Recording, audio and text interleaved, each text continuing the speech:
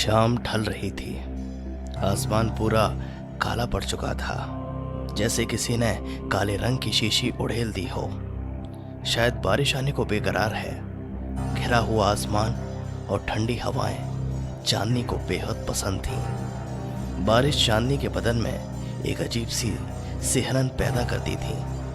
चांदनी आईने के सामने पिछले आधे घंटे से बन संवर रही थी।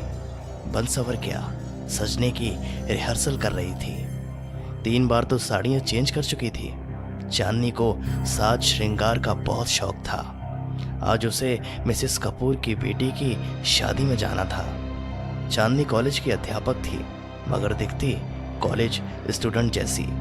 वो हमेशा खूबसूरत दिखना और खूबसूरत रहना चाहती थी। चांदनी अब तैयार होकर रवाना ही हो रही थी कि तभी उसकी नज़र अखबार पर पड़ी। उसमें कोई भैरव चौक की खबर थी। लिखा था कि भैरव चौक नाम के एक छोटे से इलाके में बहुत सारी अजीबोगरीब घटनाएं घटी हैं। कितनी वारदात हुई हैं, लूटमार, हत्या, अपहरण, बलात्कार, भूत प्रेत का साया, सभी घटनाएं वही तो घटी हैं। लोग वहां दिन के उजाले में भी जाने का साहस नहीं करते थे। ये खबर पढ़ते ही थोड़े समय पहले चांदनी का चमकता चेहरा फीका पड़ गया। उसके चेहरे पर मानो हल्का खौफ मंडरा रहा हो। थोड़ी देर वो खामोश होकर वहीं खड़ी रही, मानो ये खबर उसके मन में घर कर गई हो। चांदनी की खामोशी मिसेस कपूर के फोन ने तोड़ी। चांदनी ने फोन उठाया और बातें करते वहां से कार में निकल गई। चांदनी को शादी में पहुंचने में कोई दिक्कत नहीं आई। चांदनी ने गाड़ी से बाहर निकलने से पहले एक बार फिर अपना चेहरा निहार लिया था। चांदनी का स्वागत हंसते चेहरों ने किया, मगर कुछ चेहरे ऐसे भी थे जिसने चांदनी को बुरी नियत से देखा। वो चेहरे थे कॉलेज के बदमाश और कॉलेज ट्रस्टी के बिगड़े हुए लड़के। कॉलेज उन लड़कों को 5 पापी बुलाती थी। लड़कियों को छेड़ना, लड़कियों के साथ बदतमीजी करना, लड़ना झगड़ना, वो सब उन 5 के काम थे। इसलिए कॉलेज उसे पापी बुलाती थी। खैर, चांदनी भी उनकी हरकतों को भली भांति जानती थी, इसलिए उसको अनदेखा करके शादी में शामिल हुई। नाच गाना, खाना पीना, गप्पे लड़ाने और विदाई में पता ही नहीं चला कि रात के 11 बज गए। उसे घर पहुंचने में अभी 2 घंटे का फासला तय करना था। चांदनी के पति जतिन का फोन आता है। हेलो चांदनी, कहाँ हो? जतिन ने कहा। मैं शादी में आई थी पर बहुत देर हो गई है, बस मिसेस माथुर के साथ अभी निकल ही रही हूँ। चांदनी ने बातें खत्म करके फ़ोन रखा। चांदनी ने फटाफट से मिसेस कपूर को बाय किया और मिसेस माथुर को ढूंढने लगी, मगर पता चला कि मिसेस माथुर तो घर के लिए कब की रवाना हो चुकी है। चांदनी सोचने लगती है कि अब अकेली घर कैसे जाएगी। तभी अचानक से तेज़ बिजली कड़की। शायद थोड़े समय के बाद बारिश होने वाली है।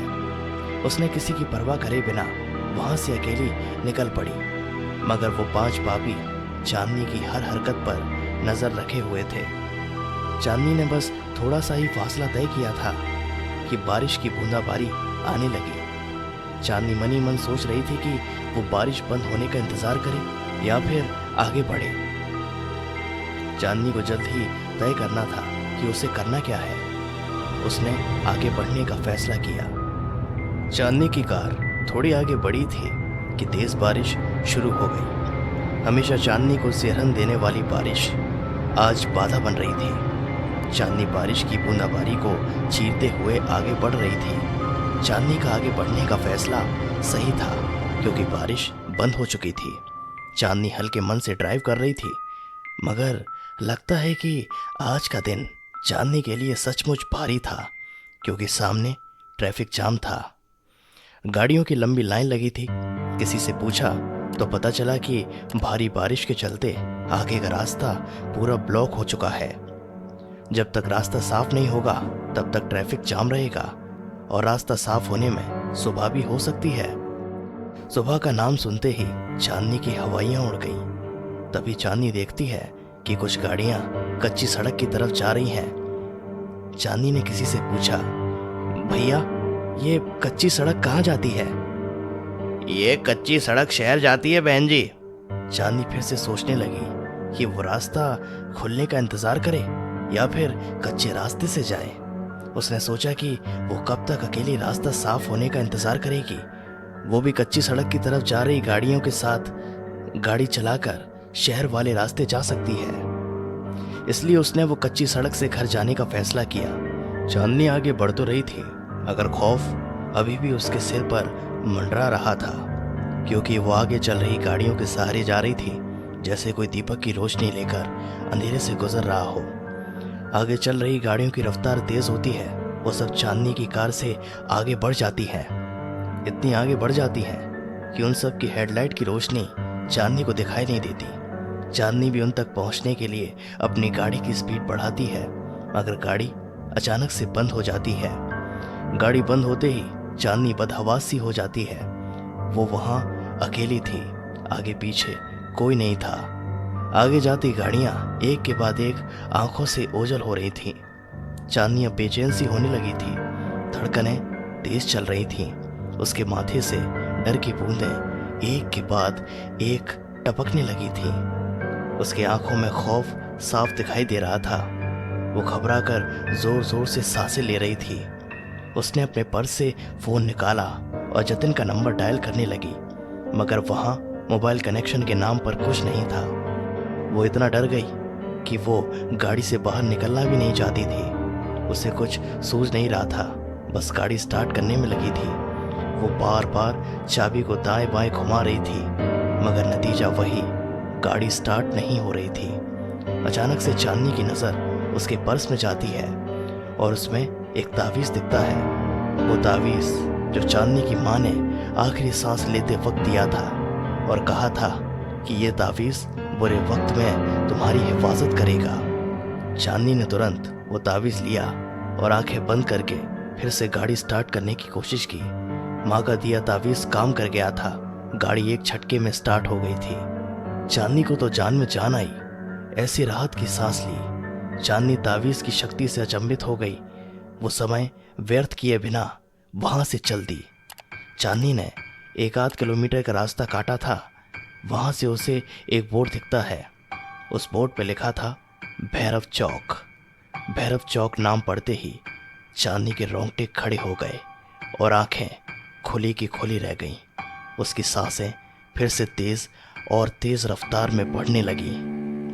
वही भैरव चौक जिसके बारे में चांदनी ने पढ़ा था, जहां पर खून, बलात्कार जैसी वारदातें हुई थी। उसने फिर से तावीज़ को हाथ में थामा और एक पल के लिए आंखें बंद की, जैसे वो भगवान से दुआ मांग रही हो कि अब की बार गाड़ी बंद ना हो।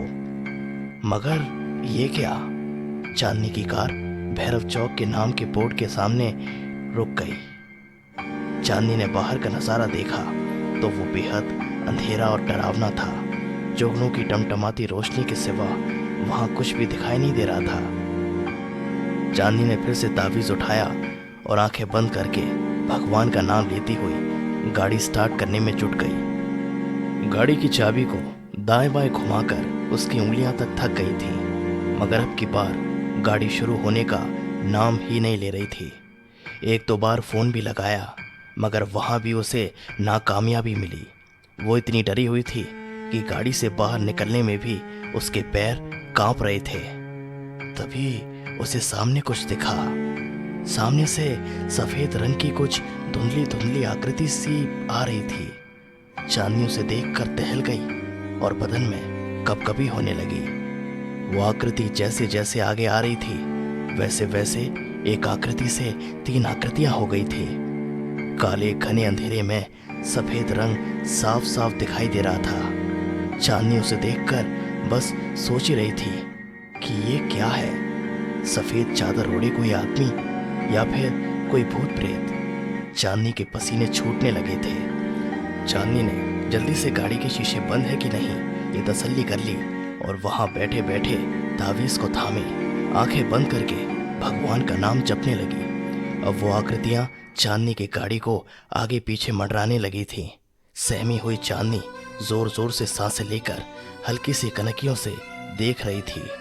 तभी किसी ने गाड़ी के शीशे पर जोरदार वार किया। चांदनी ने उस तरफ देखा तो मालूम पड़ा कि वो गाड़ी के शीशे को तोड़ने की कोशिश कर रहे थे। चांदनी घबरा के जोर जोर से चिल्लाने लगी कि बचाओ बचाओ। चांदनी चिल्लाती रही और वो शीशे पर वार करते रहे और एक शीशा टूट गया। शीशा टूटते ही चांदनी को कहीं से मदद मिल जाए, इसलिए वो जोर से चिल्लाने लगी कि बचाओ, कोई मेरी मदद करो, कोई मुझे बचाओ। किसी ने गाड़ी का दरवाज़ा खोल दिया और चांदनी का हाथ पकड़ के गाड़ी से एक झटके में बाहर फेंक दिया। चांदनी गाड़ी से बाहर गिरकर एक पत्थर से जा टकराई। चांदनी मानो अधमरी सी हो गई थी। उसने हिम्मत जुटाई और वहां से उठ खड़ी हो गई तो उसने देखा कि वहां 3 सफ़ेद चादर ओढ़े 3 शख्स थे।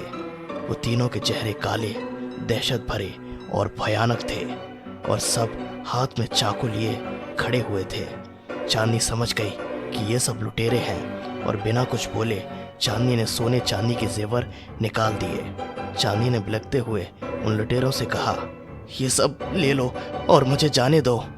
एक लुटेरे ने तुरंत चांदनी के हाथों से सब जेवर छीन लिए। चांदनी अभी भी बिलख बिलख कर बस रोई जा रही थी। ये सब तो हम लेंगे ही, मगर इतनी लूट काफी नहीं हमारे लिए। एक लुटेरे ने चांदनी के ऊपर हवस भरी नजर डालते हुए कहा। चांदनी लुटेरे का इरादा समझ गई थी और एक सांस लेकर वहां से भागी। वो तीनों भी चांदनी के पीछे भागे, मगर सहमी हुई चांदनी कितने दूर तक भाग पाती। उन तीनों भेड़ियों ने आखिरकार चांदनी को पकड़ ही लिया।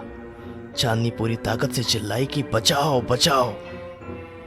यहाँ तुम्हें बचाने वाला कोई नहीं आएगा, चिल्लाओ, जितना चिल्लाना हो उतना चिल्लाओ। एक लुटेरे ने हंसते हुए कहा। तभी एक लुटेरे पर पीछे से तेज वार होता है। वो लुटेरा वहीं ढेर हो जाता है। चांदनी को एक आशा की किरण दिखाई देती है। वो दोनों लुटेरे पीछे देखते हैं कि ये वार किसने किया। चांदनी भी उस तरफ देखती है जहां से वार हुआ था। वहां वो कॉलेज के 5 स्टूडेंट होते हैं, जिसे कॉलेज में 5 पापी कह के बुलाया करते थे।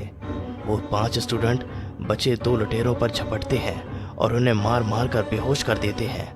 चांदनी वहां सहमी खड़ी आंखों से आंसू बरसाती हुई बस उन्हें देखती रहती है और सोच रही थी कि जिन 5 पापी को बुरा और गलत समझ रहे थे, वही लोगों ने आज चांदनी को बुरे हादसे से बचा लिया था।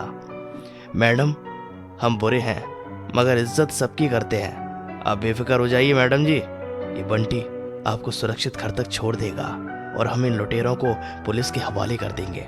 इन लोगों ने भूत प्रेत के नाम पर बहुत लूट मचा रखी थी, अब पुलिस इन्हें मजा चखाएगी।